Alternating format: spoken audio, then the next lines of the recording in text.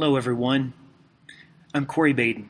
Now on your course homepage you probably see the name Corwin and it's in my email, so just know I go by Corey.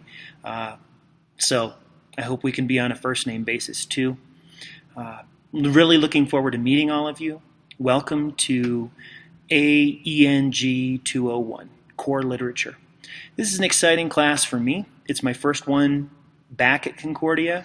I completed a fifth-year teacher education program in 1996 at Concordia, and before that, I actually was very familiar with Concordia because my parents were both professors at this university.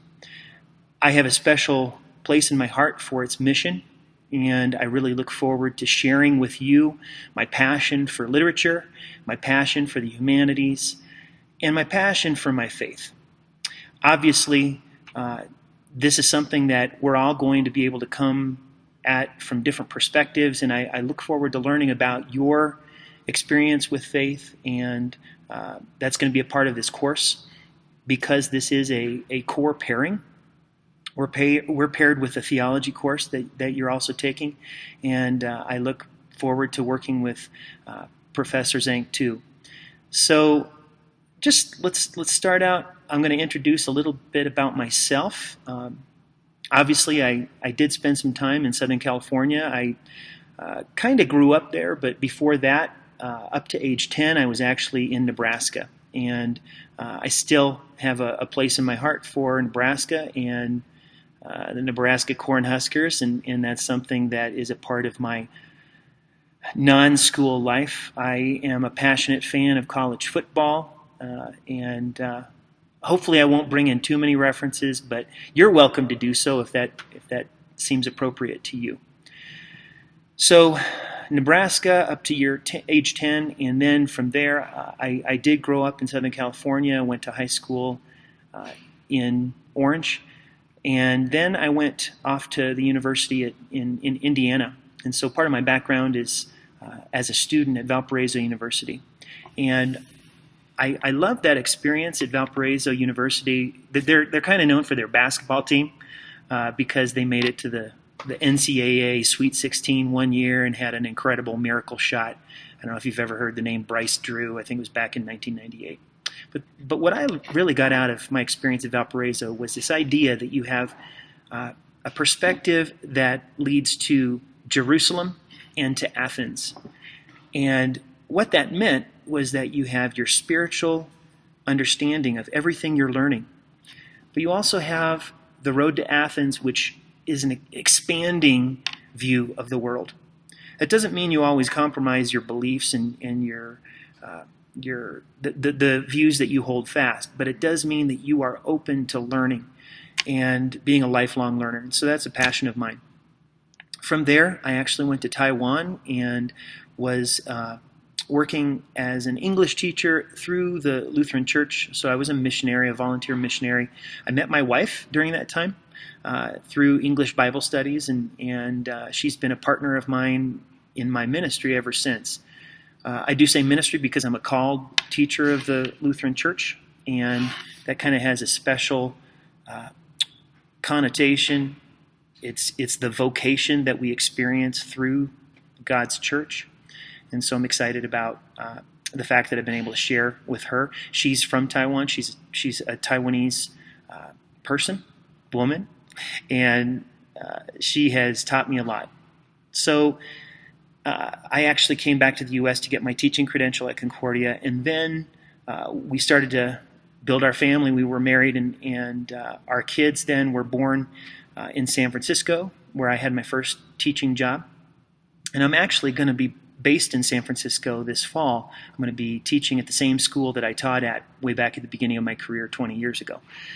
So after 4 years teaching in San Francisco and having two kids, a son and a daughter, my son's Ramsey and my daughter's Carmen, you won't see much of them because I'll be kind of on my own in San Francisco while we navigate a difficult logistical situation. My daughter is finishing up high school, and we didn't want to tear her away as I started a new position.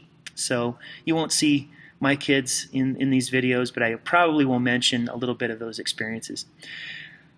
My son is now a freshman at Emory University in Atlanta, and so he's far away from us too. But after 4 years of teaching in San Francisco, I felt called by God to move to a Lutheran high school in Colorado.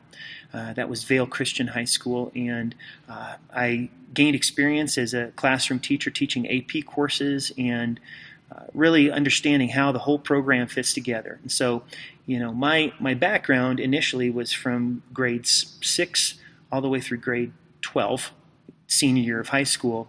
But I have always had the mindset of where are students headed, no matter if they're 6th graders or 12th graders.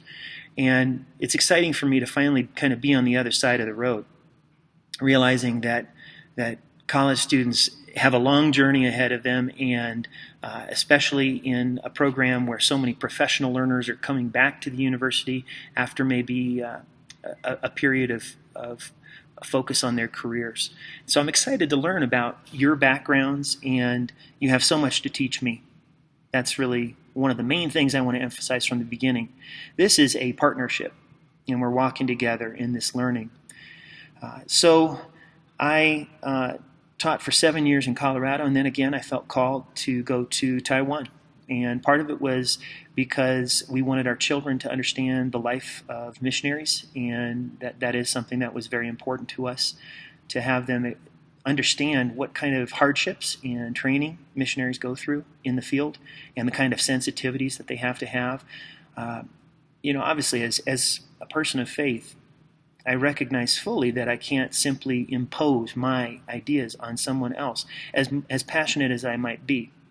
So that's a very important part of my training in my life that I cling to, and I realize that the diversity of our world is something that God has given us to constantly learn from one another and people who have different worldviews from ours. So I spent 8 more years in Taiwan, and I was teaching at an international school called Morrison Academy. And they were a very rigorous international school, preparing students who had high hopes and dreams, and they wanted to study in the United States or in Canada or Australia, South Africa, various English-speaking nations. And so it was our job not just to train them in the content, but also help them linguistically and help them build their repertoire. So that's been useful for me. I've been learning Mandarin Chinese for the past 20 years, and that's something that has helped me have a perspective of, number one, valuing people who can speak more than one language and understanding what a gift that is, but also realizing the struggles of all language learners. And it's not easy. Sure hasn't been easy for me.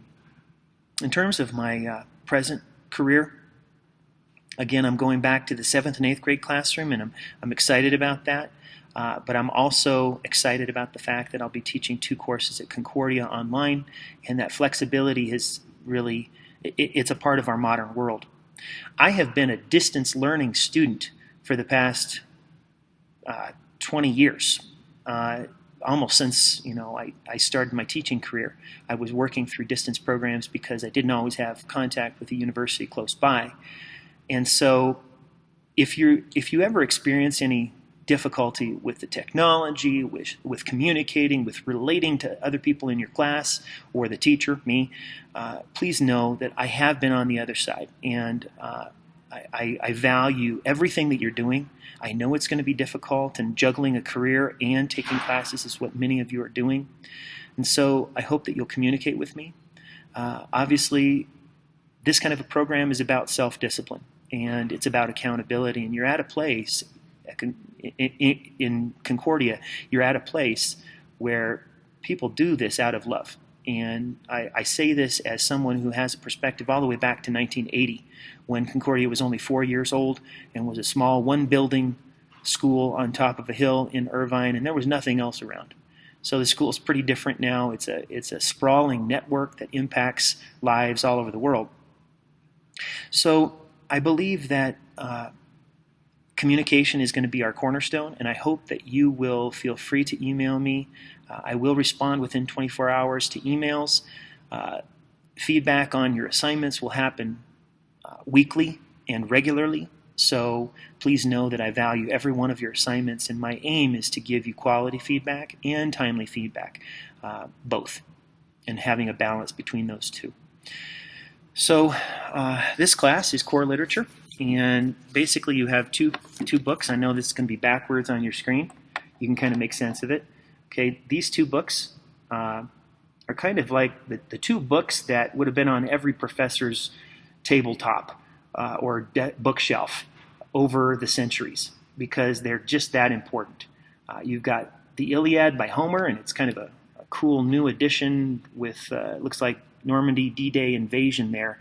And the purpose of learning these books is always to draw parallels with our own experience and the experience of others we know, and realizing that this is a timeless work.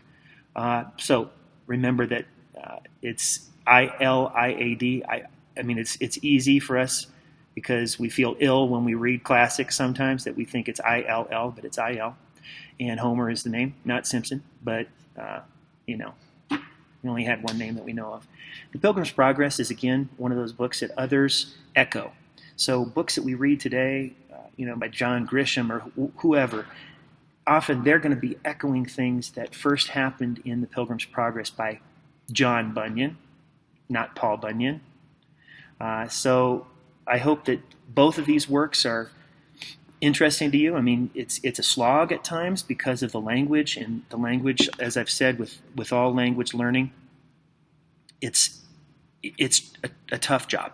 And so I just encourage you that you hang in there and communicate with me if there are things you don't understand. One thing I also want to mention is there's a gajillion websites out there that can help you through what's going on.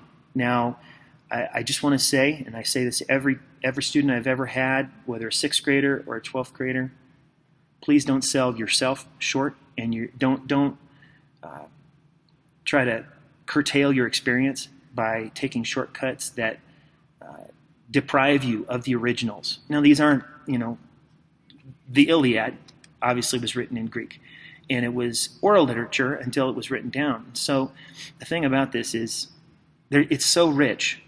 But when you go to the Wikipedia version, the SparkNotes version, the whatever version, the Schmoop version first, I think you're depriving yourself a little bit. Now, sometimes we need to do pre-reading, and I do want to encourage you that if you feel that you will be lost in your reading, you have to make your own judgment on that you could actually preview a little bit and then go into the original or the texts. So